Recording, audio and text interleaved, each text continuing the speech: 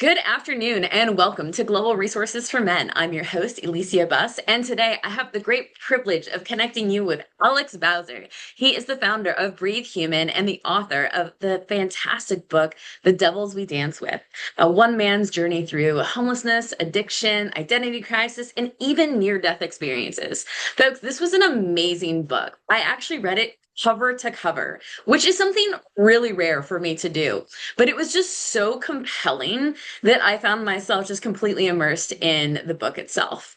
And you've got to have actionable steps throughout it. So I'm really excited to get to have Alex here with us today to chat about his process and just everything else. So Alex, thanks for being with us here today. Absolutely. Thank you for the beautiful introduction, and I'm happy to be here 4 or 5 years later. Yeah. Yeah, this is our second interview. So it's really cool to get to come full circle. He's watching Alex over the last like 4 or 5 years has been really beautiful to just see his personal evolution and also business wise.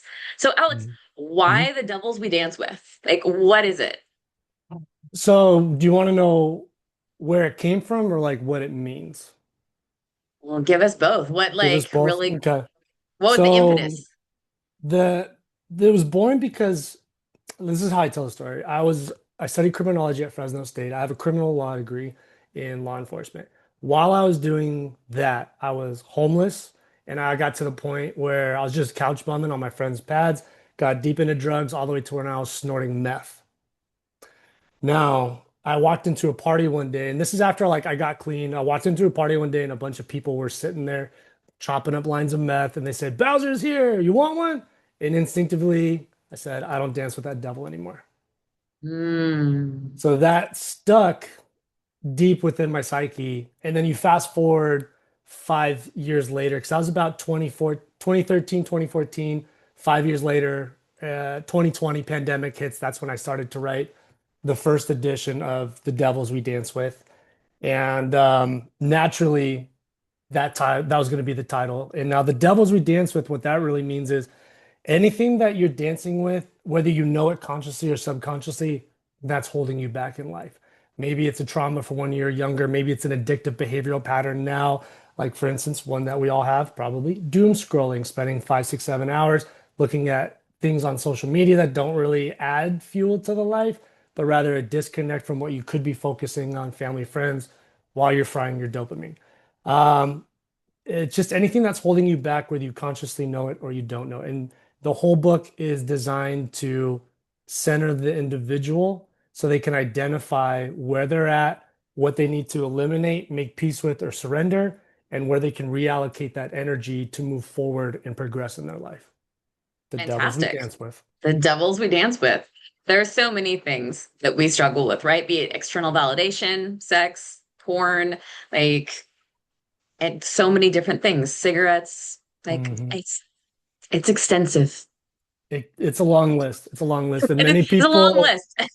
many people have written about it, and there's a lot of beautiful resources for it, but sometimes if you don't deal with or if you don't target what's going on in here and in Yeah, here, it doesn't matter the work and the attempts you can make to get rid of them or make peace with them until you go in and look deep within. And I think that's where sometimes people get a little scared by this because they think it's like a demonic devil book. I've had a few religious people like shy away. And obviously, if you've read it, so let me ask, is it anything like that or is it something no, different? no, I would definitely not say that there's anything remotely demonic in that book. I think it's really just more the natural metaphor, Yep. which is really well played throughout the book. Yeah. Um, yeah, so there's so many pieces. You start the book where you feel like you're having, it sounds like a near-death experience Yeah. in a playground. It was a very intense sort of scene to set for the book. Like, what brought it to you? You're like, this is how I should start the book. So to kind of touch on the Breathe Human is my life coaching and my business coaching platform that I've been building throughout the years.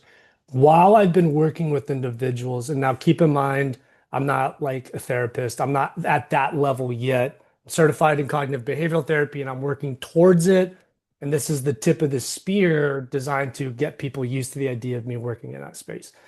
But since I've been working in that space, when you talk to an individual one-on-one, and even if you meet somebody within a few minutes, um, to get them to open up about what's really going on deep within. Sometimes, most of the time, as the person holding space, you need to put the hand out first. You need to start building the bridge for the connection. And the way you do that, the way I've learned for me to do that is to open myself up, show them what's going on, the vulnerability. Because if somebody, like you read Yeah, a very intimate near-death experience, that pulls you in very yeah, quickly and it sets it the tone does. for the rest of the book. And just like you said, you read it cover to cover, and you're not the only one that's given me that feedback. I've had many people, they message me and they say, Alex, I haven't read a book and I don't know how long, but when I started, I couldn't put this down. And there's a lot of tips and tricks and techniques that I use to make sure like I really pulled people in for the target demographic. But that's why I started off with that. It when I reread it, it's such a beautiful memory and it's a beautiful scene because you have the near-death drug overdose in a children's playground in the middle of the night, but you also add one of the most beautiful views of a million stars in the sky. Yeah, It was completely sublime. So starting off with that, well, let me ask, it drew you in. And then yeah, the next chapter, a little deeper, and then a little yeah. deeper. And then we paused, and then it obviously flips in the middle. Yeah. And you hold in so much between being an athlete, between your Mhm. grandma, your experience with that, Yeah. um, your friends, just the field or at the car accident. I don't want to give away too much, people need to like Yeah. jump in there. Yeah. Um, But one of the things that is really powerful, like how do you choose what you wanted to add? Because like one of the things you added into the book, obviously, was the experience you had with being sexually assaulted both as a boy and as an adult. And a lot of Mhm. men deeply shy away from that conversation. And it's one that's so needed for to just have more awareness, less Mhm. isolation.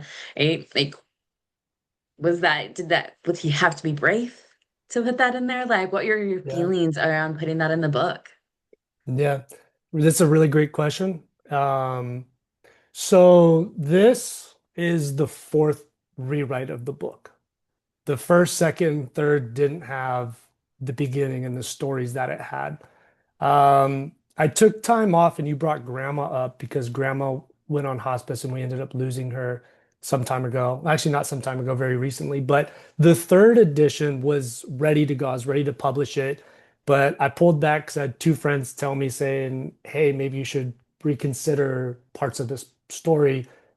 It doesn't look like or feel like you achieved what you thought you did. So I took a huge ego blow, pulled off 6 months, and then my grandma got sick.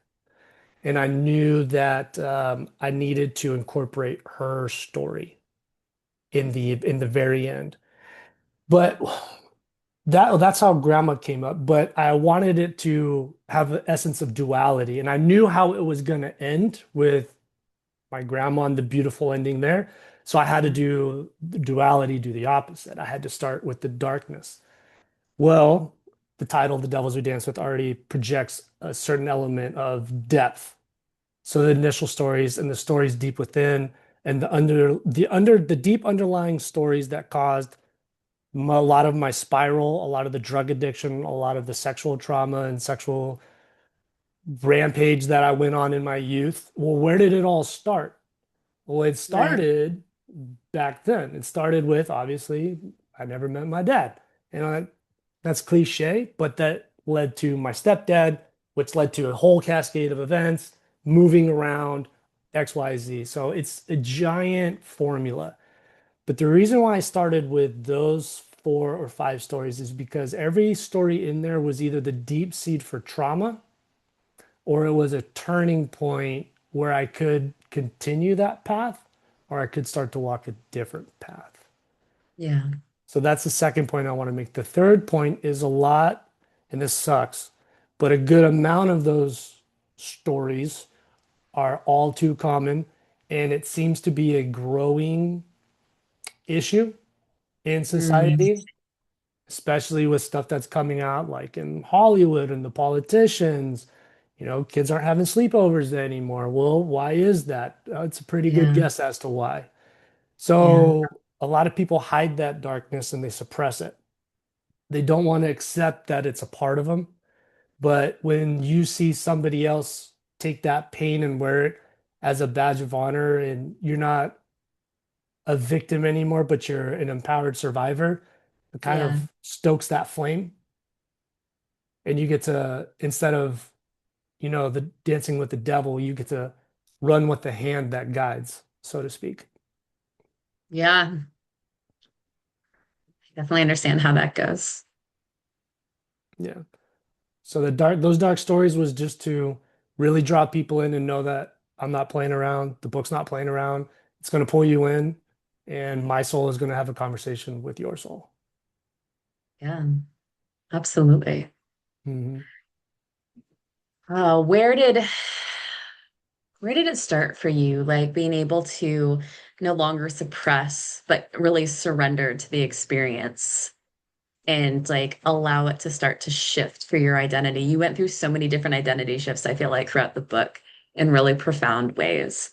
Hmm. Yeah. Yeah. When you write something for 5 years, you're you're not the same person typically you were 5 years ago without doing a whole bunch of shadow work and integration and trauma processing and like, does this stay? Does this serve me? Do I need to let this go? What do I need to make peace with?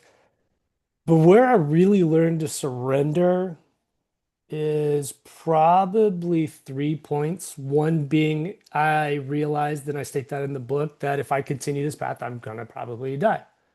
A Yeah, lot of people have died for a lot less. And I yeah, know a lot of people, I know a few people from my graduating class that have died for a lot less. So then you start to have that question with yourself of like, well, what's going on? Like, why am I still here? Do I have something still to offer? Is that why I haven't been called home? Is that why I'm sometimes maybe protected? yeah.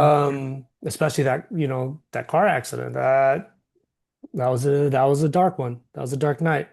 Um, Another place I learned to surrender, and I don't talk about it in this book. In the next books, I'll probably will dive far deeper into it.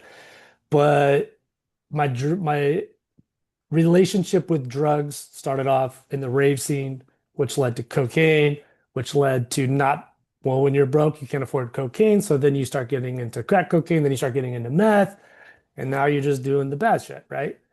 Yeah. Well, at that point, I just really wanted to just get fucked up.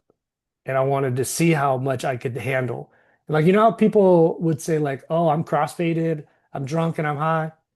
Well, I used to call it getting stacked. So I used to try and do 4 or 5 things at once to just push and push and push. Well, Yeah. eventually you run the gamut. Well, what's left? Well, how much shrooms can I take? How much LSD can I take? Well, then that path led to some breakthroughs, which you read about in page 37 in the hospital. Hmm. That was a result of a very strong dose of shrooms. And Mm. I literally felt like I died that night. And where my mind went was not here, it was somewhere else. And then you wake up in a hospital bed. Yeah. If that doesn't cause the common individual to start questioning their life, I don't know what You're, would. you're like, I don't know. Yeah, like I had to do a lot of psychic rebuild or psyche rebuilding after that. The next 3 weeks was pretty interesting. Going from like, man, I was the guy that woke up in a hospital after a concert because he was too fucked up. Yeah. So there's that. Then that path led to ayahuasca. And ayahuasca in 2020 really helped make peace with certain dark attributes that I carry. And then that's when I realized that if you repress and suppress parts of yourself, you can never be whole. Mm. That Yeah. duality exists within all of us. And You could either learn to accept it and integrate it and then figure out how to use it, which is the alchemy part, Yeah. or you can suppress it and then it's going to come out in other ways, most likely some form of addictive behavioral pattern. And it doesn't take a psychologist to know that. You can see that pretty evident in a lot of people in society. Yeah, for So, sure. so that surrender part life, part myself and self-reflection, and then you know, a lot of it was psychedelics because you have to learn to surrender to the medicine to allow it to work. And if you can't surrender and if your ego's tied too much to control, it's very difficult for the individual to experience any form of healing or integration with the shadow or just processing trauma. That makes sense. And so was that a guided ayahuasca trip Yeah. Yeah. That was it was a to help very to frame for like people that don't know anything about ayahuasca? Like, what is ayahuasca and yeah. the difference between just like recreationally using it on the weekends versus like going to a sacred container and having somebody that is ideally connected to culture, the culture of the people that use Right. ayahuasca, right? Right. So we're going to start this little conversation off with if anybody ever asks, "Hey, do you want to go trip ayahuasca this weekend?" You should probably run. If somebody's like, "Hey, let's go trip on some shrooms or acid in the mountains," yeah, that's probably okay. If obviously if you know the person, right? But if Right? somebody's Not some like, stranger that's like, "Yeah, hey, you seem cool. Like, let's go do this thing. get in the van." Yeah, no. Don't do Uh, it. But yeah, Mother Ayahuasca medicine is a far different experience than LSD, shrooms, or DMT. But the way I've learned to interpret and describe it is they're all kind of part of the same family. You have DMT, dimethyltryptamine, the spirit molecule, which is in everything that's living, right? Us, everything that's living has some form of DMT in it. Okay. Um, DMT is the fastest. In a matter of 4 or 5 minutes, you're experiencing sacred geometry, different places. You're not necessarily experiencing this reality, right? Very fast and it ends very fast, but it's very, very, very strong. Then you have like in my eyes, like the brother and sister. You have LSD, then you have shrooms. Very similar, different experiences depending on where you're at, what you're doing. But they're both kind of slow burns. They could take 20, 30, 40 minutes to an hour to get kicked in. And then it could last 12 hours. And then the next 2 days, you're processing what you experience, especially if it's your first time. Ayahuasca is kind of like the mother of the family. Because while these three kind of blast you off, Mother Ayahuasca, she's going to pull you down and ground you, and you're going to have to face some things that maybe you're not ready to face. That's why it's not recommended to just go drink ayahuasca on a whim. Like you've got to prepare for it. You have to fast. You have to mentally get ready. You have to come in with intentions. And when I had done the medicine with the group that I was with, it's called the Taita, which is like father, the shaman. You have to state your intentions. And mine was to make peace with the darkness within.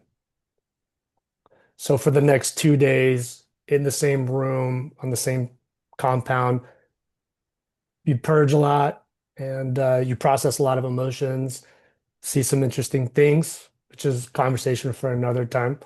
But by the end of it, you come out feeling really good. It's like a reverse hangover. You know how you feel real good drinking, and then the next day you're like, "Ah." Yeah, Ayahuasca is the exact opposite. You're hungover within the first hour and a half. The first 6, 7 hours is not a lot of fun. But after 2, 3 days of it, you're feeling light as a feather for the next 2 weeks. interesting. Yeah.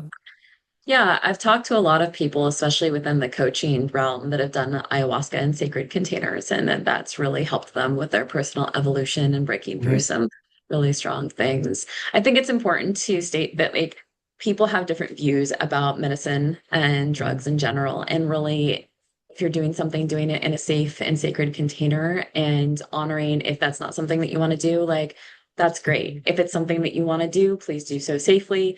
And just like honoring other people and not pushing our values on other people. I really want to just like put that out there kind of as Yep. a caveat, be like, hey, we're just here sharing about our journeys. So Yes. Very, very, very good point. Everybody's going to go a different road. Sometimes we arrive at the same different or the same destination, just in a different vehicle. So, absolutely. mhm. How have you navigated, like speaking of such, how have you navigated some of the judgment that's undoubtedly come to you along this journey as you've transitioned out of friend groups from the different activities that you did, as you've grown as a person? For Well, people that really nobody. struggle with Mhm. judgment, right? There's a lot of people that they get stuck in certain friend circles that aren't necessarily good for them Mhm. because they're like, everything over here is too unknown. Like, I know the chaos over here, it's familiar, right? And Right. how do you create that bridge to a healthier space with people that you want to like be like, well, these are my values, but I'm really scared and don't know how to live out of them. I've been out of Mhm. integrity for so long. Like, how do I forgive myself? How do I forgive others? How do I move to this new space? I know that was a lot packed in one thing, but I think you get Yeah, it. yeah, yeah, yeah. I mean, all great questions. And anytime an individual does some form of healing that's going to cause a rift in the social dynamic, there is going to be judgment because any form of transformation, you're always going to challenge the status quo. Yeah. Now, one of three things is going to happen when you do that. As you start to illuminate and kind of grow in the direction that you're maybe designed for, that you're finding fulfillment, that you're finding purpose, it's going to do one of three things to the people around you. They're going to come to a door that maybe they've closed long ago, or maybe they haven't seen this door before. But what this door represents is the opportunity for them to be inspired by what you do and Yeah. follow, not necessarily you, but follow your action to live a better life and then start to walk their own path. Because the one of the common themes in the Devils We Dance With is the energy compass. Yes. And what I feel is super important that not a lot of coaches and gurus get these days. Everybody's like, if you want to be like me, do what I do. Like, no, that's not that's not entirely right. Like it is, but not always for that individual. Because where I'm going in my life is that way. Where you need to go in your life is maybe that way. I can help you orient and go that direction, but I got to Yeah. go this way. So, back to the door analogy, people are going to walk up to the door and they're going to open it and be inspired by you and the changes Yeah. you're making, and they're going to have respect for it. They're going to feel inspired. And then they're going to want to walk through their door and start continuing on their path. But that door is also a gateway. Not everybody in your current reality belongs in the next reality. Yeah. The reason why is because they will either sabotage you or they can sabotage somebody else in that other reality. And this is where we start getting into like the spiritual part. What you're designed for, your friends might not be designed for. And until you make that commitment to that threshold, whatever you believe in, for me, it's God. God won't really open that door for you to walk through if you're going to bring trash in the next room. Yeah, it's the whole thing of just like people, the saying, people are there for you for a season, a reason, or a lifetime. Right. Yeah. And this is one of the really important things that I come to understand is, well, actually it's that. It's understanding that not every belief, habit, person that's in your current existence or your current reality belongs in the next reality. Now, so they're either going to be inspired or they're going to close that door and cheer you on and stay where they're at. And then it's mutual, right? I love you. I'll see you every so often. We'll support each other, X, Y, and Z. But then there's also that form of envy. And this is the one that kind of scares a lot of people because, well, is it going to piss off my spouse? It's going to piss off my mom if my mom wants me to be a doctor, but I really want to be a musician or Yeah. whatever that is that door. Some people walk up to that door and they're like, nope, I have envy. You shouldn't do this. And that causes friction. But that's not your Or life, right. right? Or like fear. Like in some Yeah. families, you become the black sheep of your family because you're the only one that wants to talk about the the problems, right? You're like, I Right. want to get on the other side of it. And everybody's like, that doesn't feel good. I don't like that. So I'm just gonna like shut you Mhm. out or shut you down, whatever. Yeah. Well, I think, correct me if I'm wrong or if somebody finds this on the internet, the black sheep tends to be the trauma breakers, like the chain. They're the ones that break the cycles, the family generational curses. Yeah. And that's okay. That's okay. We should all, yeah, at least be aware of that. But anybody that's gonna face judgment, understand this, that's the price to pay to walk your path. Yeah. If you want to inspire people, judgment is the price. Yeah. You want Or to even to lead just heal. just to If you heal. just want to heal yourself, not necessarily inspire others. But Yeah, yeah, sometimes yeah, judgment is the yeah. price of that. Right, right. So I guess I was speaking for myself on that one. But if you want to heal, yeah, you gotta, for me, it was understanding who was contributing to that pain. Yeah, so like the energy vampires that you talked about. Hmm. Right. Yeah, exactly. So who's an energy vampire? Who are you allowing to siphon your energy from you? And then sometimes you have to limit time. Sometimes you have to cut people off. Sometimes you just have to have a discussion. But that all comes down to boundaries and really protecting them. Yeah, absolutely. So many excellent things to get to talk about and see in your book.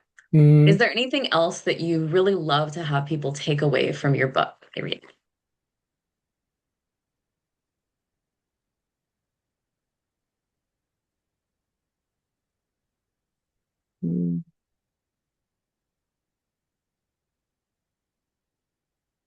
with all the pain and chaos in the world, there's always an equal and opposite force.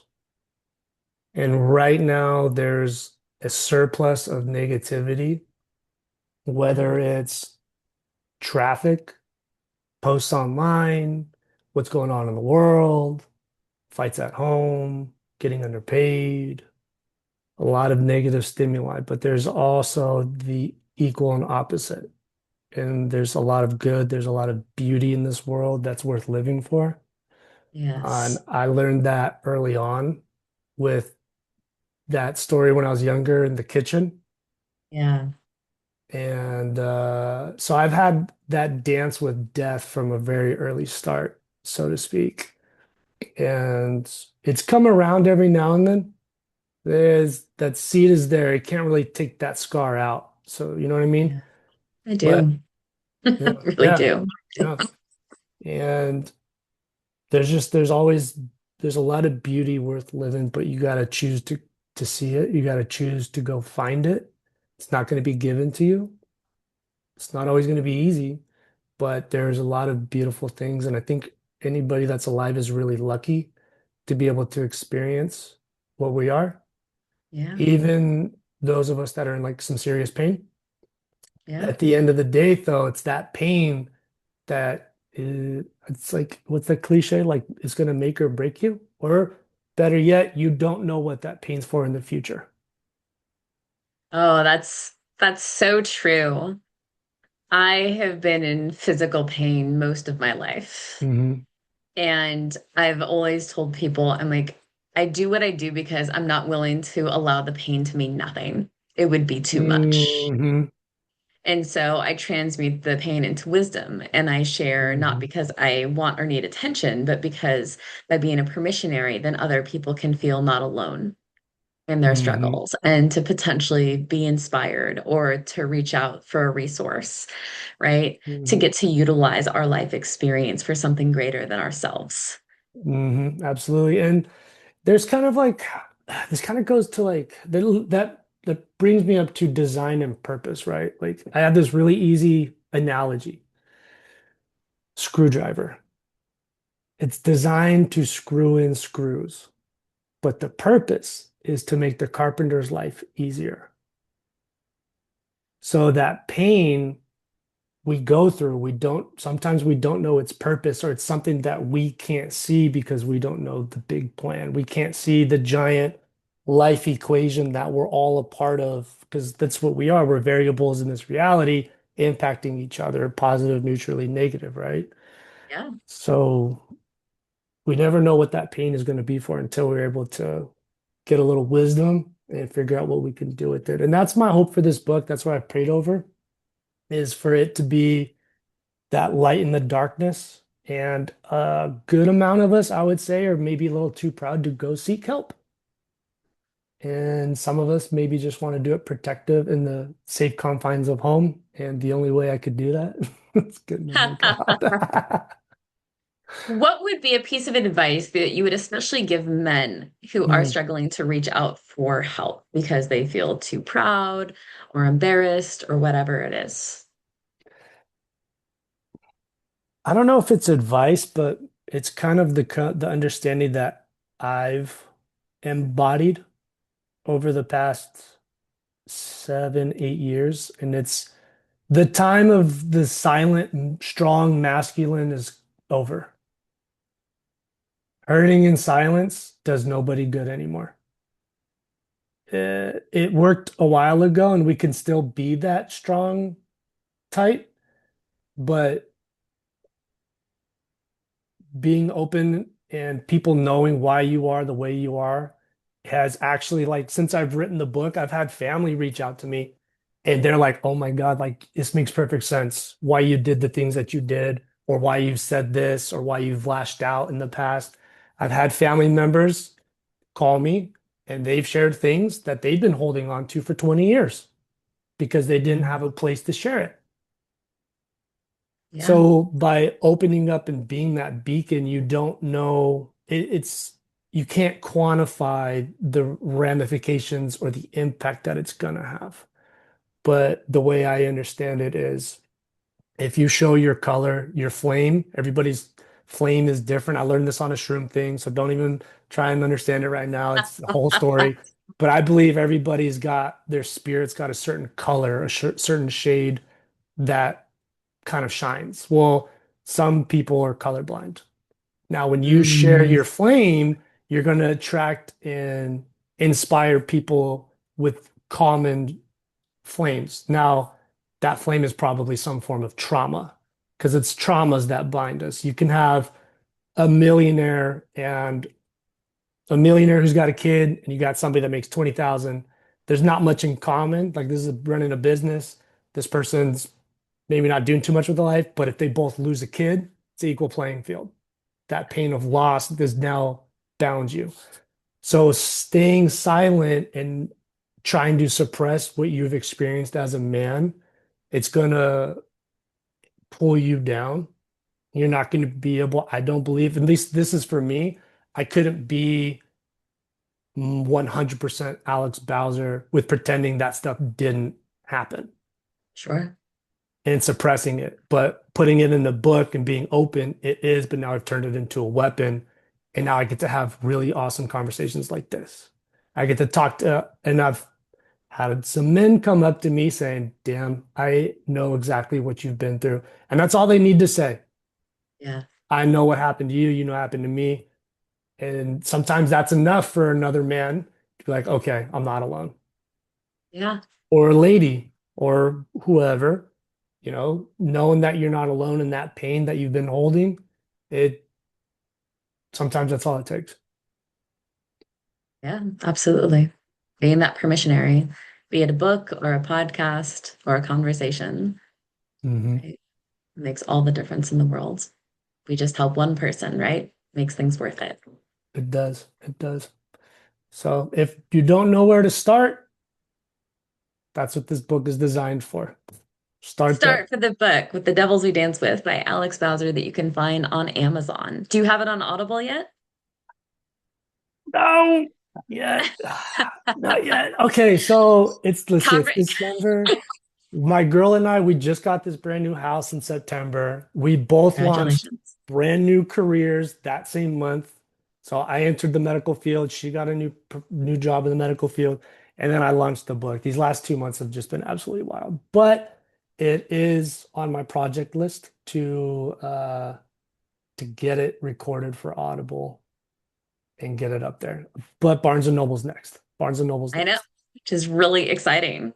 Are you going to make an accountability comment for yourself for when you're going to have it up on Audible by? Oh, I was really gearing up to have it recorded before the end of this year because I wanted 2025 to be the year that The Devils We Dance With was completely done. It's on Amazon. It's about to be on Barnes and Noble. I have my online art store where the print, it's people can order the artwork.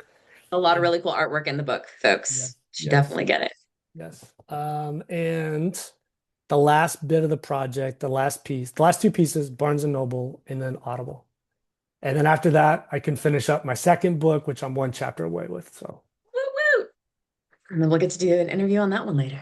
yeah, yeah, yeah. It's a whole different animal. It's dark fantasy fiction. So I take a lot of the pain and trauma and I put it into a fun avenue. But I did have a question for you, if you don't mind. Not at all. Which chapter resonated with you, or what part of the book was it where you just set the book down and it really made you think for just a moment?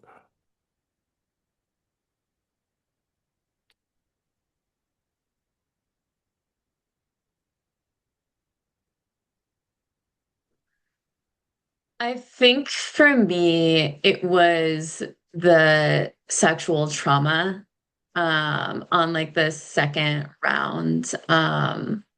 Because I've had my own sexual trauma that I've experienced Mhm, both as an infant at 3 months old and also as an adult. And mhm, as well, like sexual assault, whatnot. But two traumatic incidences. And I've talked to other men who have also experienced sexual trauma. And so whenever somebody brings that to light, I just feel like it takes so much courage. And I'm always mhm, really grateful for people who are being permissionaries and talking about things that aren't spoken of as mhm, often. mhm, And not necessarily that many people know about that particular part of my history. I mean, I've talked about it like periodically in different spaces, but online. mhm. Um, but yeah, just like bringing more awareness to how those different aspects of what we experience do ripple out into our lives and how much courage it takes for us to come to a place of healing and forgiveness and surrender within ourselves, Mhm. um, and getting to transform it into wisdom and help for others. Yep. Yep. That's a beautiful thing. And thank you very much for sharing. You're welcome. Crazy Yeah, what two little chapters can do. absolutely. We can do a lot. Can So, Alex, do. is there anything else that you would like to share in particular about the book? I know this is your first time getting to speak about it online, and thank you so much for giving me the opportunity to be that person to share that with you. Yeah, absolutely. And if there's anything else to share about the book, it's 97 pages, got a lot of cool artwork. It's beautiful, feels great in the hand.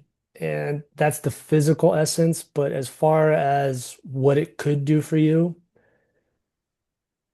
when a seed is planted, you never know when it's going to sprout or what it takes to nurture it, but sometimes that seed grows into something really beautiful that changes the landscape. And that's my hope for the book is for my soul and the reader to have a conversation, to make peace with some darkness within, to nurture some growth in new directions, and to set the reader off on a new trajectory. It's beautiful. Well, thank you for having the courage and taking the time and effort to write your book Mhm. because it is making an impact for people. Mhm. And where can people find you and it? Yeah, Amazon is going to be the number one as of right now. Barnes and Noble here shortly, at least in Fresno, locally. And then Instagram. Instagram. Instagram's the best way to find you. And for the life coaching, in case anybody wants to talk to you about that after reading Yep, your book. yep, yep. Alex Bowser, Breathe Human. That's the Okay. Instagram. And thank you for having me. Perfect. It was a beautiful experience, Alicia. You're very welcome. And the last question that I always ask everybody is who inspires you in the world today? The biggest inspirations I have are the people that are sticking around even though they want to quit. Hmm, Yeah, it's not a major athlete. It's not some politician. It's not a musician.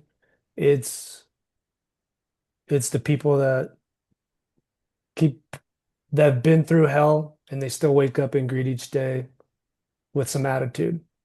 That's it's a beautiful person. Yeah. Thank you so much for that. I really appreciate that beautiful sentiment. Mhm. Well, Alex, thank you again for being here with us today. And for anybody that wants to watch this later, the recording will also be up on Global Resources for Men on YouTube. And reach out to me if you would also like to be interviewed. And then if you are also wanting support, we have lots of different resources at www.globalresourcesformen.com. So until next time, everybody, we'll see you later. Bye.